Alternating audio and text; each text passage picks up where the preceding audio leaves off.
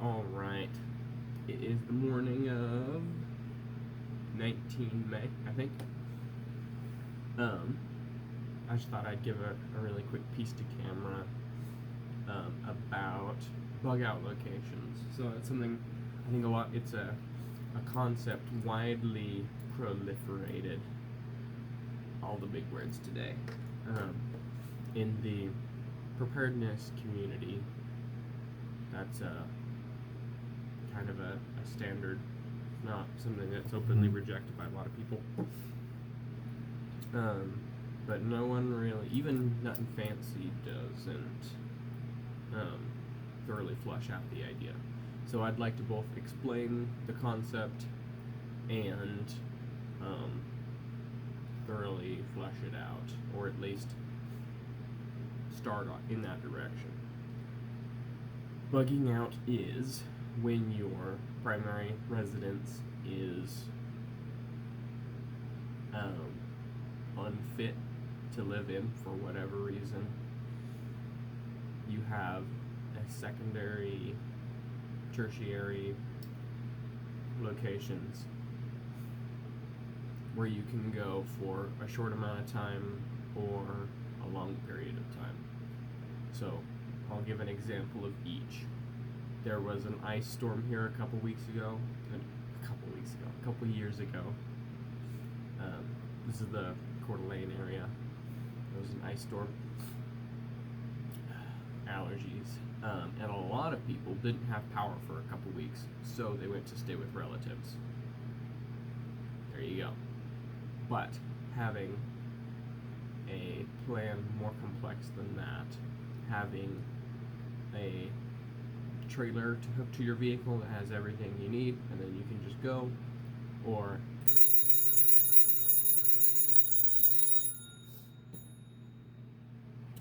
you know you're doing something right when you get up an hour before your alarm. Or they have totes labeled in the garage where they can just take them off the shelf, put them into the back of the car, bucket brigade, totes in, close the trunk, gone.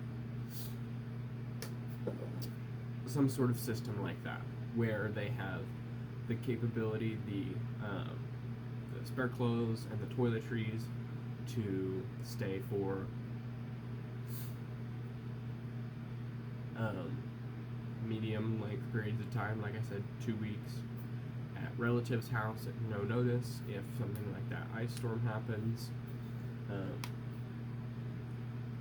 5-gallon buckets and water and soap so you can do laundry in their backyard if that's what needs to happen.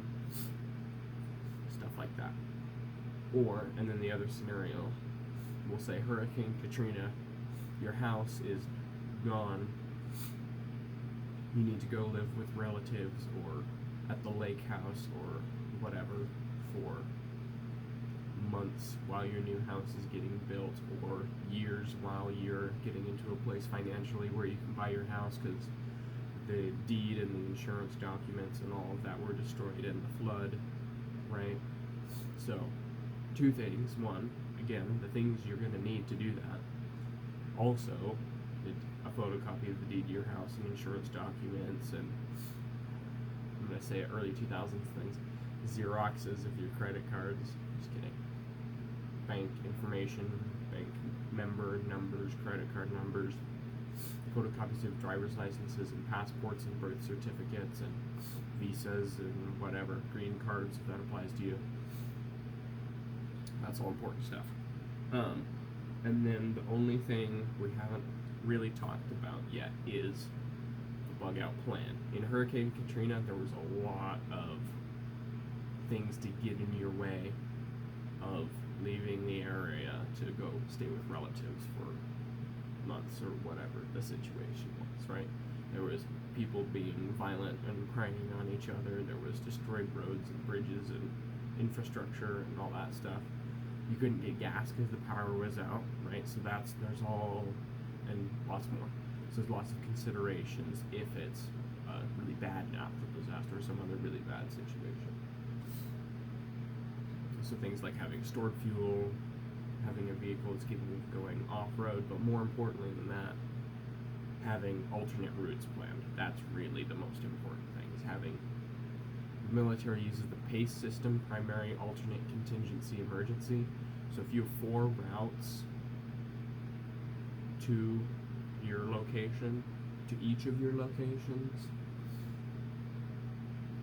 that's probably good. And then something that's kind of repeated and regarded in this in preparedness circles is having a bug out location for each of the cardinal directions, and having it like far enough away that it actually matters. If it's just across the city, in either of the situations I talked about, that's not gonna, the same problem's gonna be there. The same unlivable conditions are gonna be there. So, the gold standard is kind of half a tank to a full tank of gas, which varies a lot depending on the car. So that's 1 to 500 miles, right? I think a typical tank of gas gets cars anywhere between 2 to 500 miles. So that's 100 to 500 miles. So maybe somewhere in the middle of that is a good option. So, for example, let's see. Here's Coeur d'Alene. 200 miles is like it's like 3 hours on the freeway. So that means Missoula. So Coeur d'Alene, Missoula. How about Nelson, BC? Wenatchee, Washington. And somewhere in Central Oregon, let's see.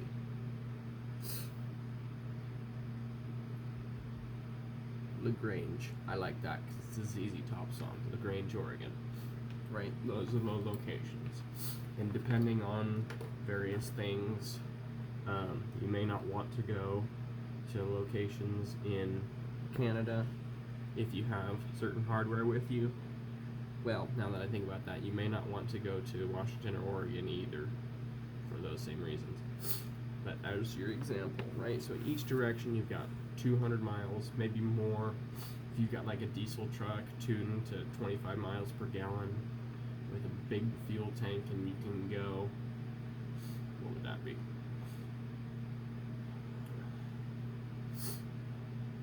Quick math here. Right, so if you have a 25 miles per gallon vehicle with a 30-gallon tank, whatever that is, that's 600 miles.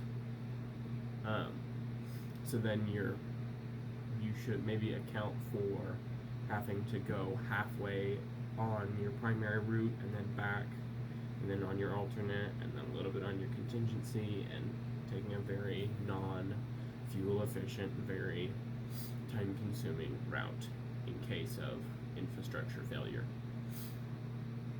So you should count on that. So maybe 600 miles of range on a tank would be perfect for a 200, 250, 300 mile bug out, essentially. And I would carry additional fuel anyway. Maybe that's a good rule of thumb, is having twice as much fuel as you need. I like that. So that's the other thing. So how do you get that fuel? And no one can afford to have a staged, up-armored Hummer with an M240 on top and gas cans everywhere. 2 of them, so you can operate in convoy, right? You drive the lead vehicle, your wife drives the second vehicle, and you've got your kids up in the gun turrets, right? I mean, I wish, but, right? No one has staged vehicles, pre-fueled, pre-packed with everything they need ready to go. It's going to be one of your daily drivers that you use, right? Whichever one's the most reliable, has the most internal space, gets the best gas mileage, kind of overlap those 3 um, shoot, what do you call that thing? Venn diagram, right? Whichever car is central in that Venn diagram, right? Or whatever you determine. So that car is going to be your bug out vehicle. So the good practices are things like having as much of the stuff you're going to want to bug out in that vehicle all the time, right? So that's like just roadside recovery equipment's later. Roadside, what am I thinking? Repair stuff, jack, spare tire, 2 spare tires if you want to be like the off-road people. Probably not a bad idea. I would do 2 spare tires. 2 full-size spare tires, jack, lug wrench that fits your lug nuts, spare fluids, recovery equipment, so a winch or a come along, and straps and shackles and shovels and traction ladders, and then spare fuel and some basic tools is a good start. So keep that stuff in your vehicle all the time, and then you only have to add everything else you want for the bug out. And then the other thing is keep it as fueled as possible all the time. So I've heard some people say never let it get below 3/4 of a tank, never get below half a tank, stuff like that. And also, quick tangent, the fuel does last longer that way. I mean, no one lets their car sit for a year, so it's kind of no factor. But if you do, fill it up first, and then the gas won't go bad as quickly. When there's less air, the less air there is, the slower the gasoline will go bad. If the tank's all the way full, there's just the tiniest bit of air in the top. But if it's half empty, there's a lot of air. Quick tip. I'm trying to think if I covered everything. Yeah, so that's the basic idea. Is just having, I don't know how serious you should take having a bug out location in every cardinal direction. It's nice this way. Some people also go this way.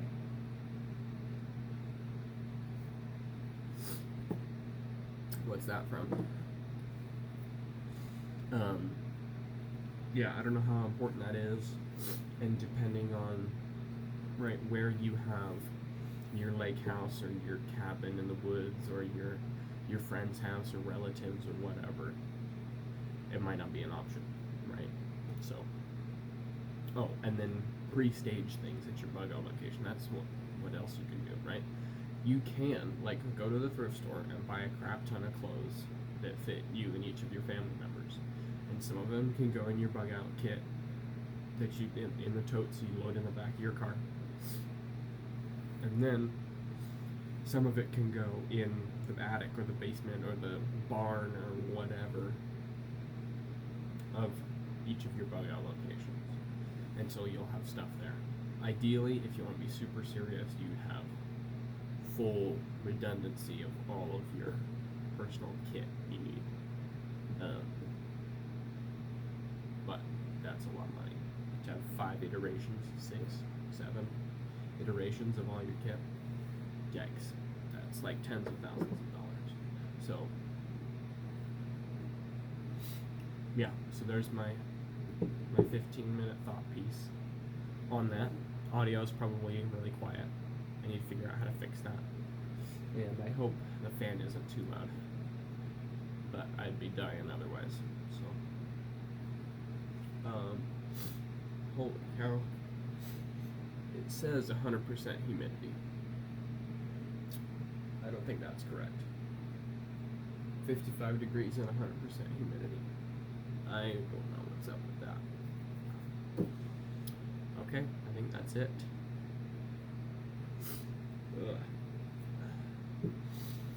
PT is the most important thing. For real. I need to figure that out. PT. And every pound of body weight you lose in fat is another pound of gear you can put on your back. Spray paint everything.